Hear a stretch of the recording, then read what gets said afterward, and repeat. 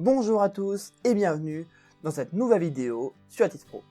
Aujourd'hui, je vais m'intéresser au dosage par titrage conductrimétrique. Cette vidéo va nous permettre d'exploiter des valeurs obtenues par un TP sur Atis Pro. Pour les besoins de la vidéo, je me servirai de mes valeurs obtenues en TP. Vous pouvez les retrouver en description. Et passons maintenant sur l'Atis Pro. Nous voilà donc sur Atis Pro. Alors la première chose à faire, cela va être de rentrer les valeurs. Donc pour cela, on va aller dans le tableur qui est ici, et on va créer nos deux variables. La première, ça va être VA pour le volume de A en litres. Donc on cherche l'unité litre qui est ici. Et la deuxième, ça va être sigma. Alors comment faire? Donc on clique sur Nouvelle, on enlève le nom qui est ici, on fait lettre grecque, donc clic droit, lettre grecque, et on trouve sigma qui est là. On peut fermer ceci. L'unité, ce sont les siemens par centimètre, donc on cherche, c'est ici.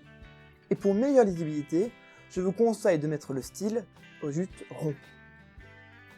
Donc voilà, comme ceci, on peut fermer.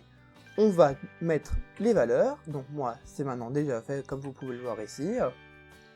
Maintenant, on ferme ça. On met sigma sur le graphique, VA en abscisse, et on obtient donc sigma en fonction de VA. Maintenant, notre objectif va être de déterminer le volume à l'équivalence. Pour déterminer ce volume à l'équivalence, nous allons modéliser la courbe sigma en fonction de VA. Alors pour cela, comment faire? Donc déjà, on va cliquer sur modélisation, qui est ici, et on va glisser la courbe sigma en fonction de VA. On va choisir le modèle affine, et on va faire cela du coup maintenant en deux parties. On va d'abord modéliser la première partie de la courbe, celle où la courbe est descendante. Donc on clique d'abord ici, et on clique à nouveau là, et on va amener cette droite jusqu'à l'extrémité gauche de notre courbe. On va maintenant calculer le modèle, et une première droite est apparue. Maintenant, on va répéter l'opération, mais sur l'autre partie de la courbe. Donc on clique sur Nouveau modèle, on clique sur OK, et maintenant, on va chercher la barre qui était ici et l'amener à l'autre extrémité de la courbe. On va maintenant recalculer le modèle et une deuxième droite est apparue. Donc on fait un calibrage. Et pour déterminer le volume à l'équivalence, on va lire à l'aide du réticule le point d'intersection entre ces deux droites. Alors là, comment faire? Donc on fait déjà clic droit, réticule.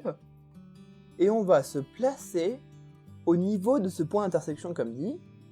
Et ici, on peut mesurer l'abscisse et lire 11,228 ml. C'est donc le volume à l'équivalence. Voilà, c'est donc déjà la fin de cette vidéo. Je vous remercie grandement d'avoir suivi. Si vous avez aimé cette vidéo, n'hésitez pas à mettre un like.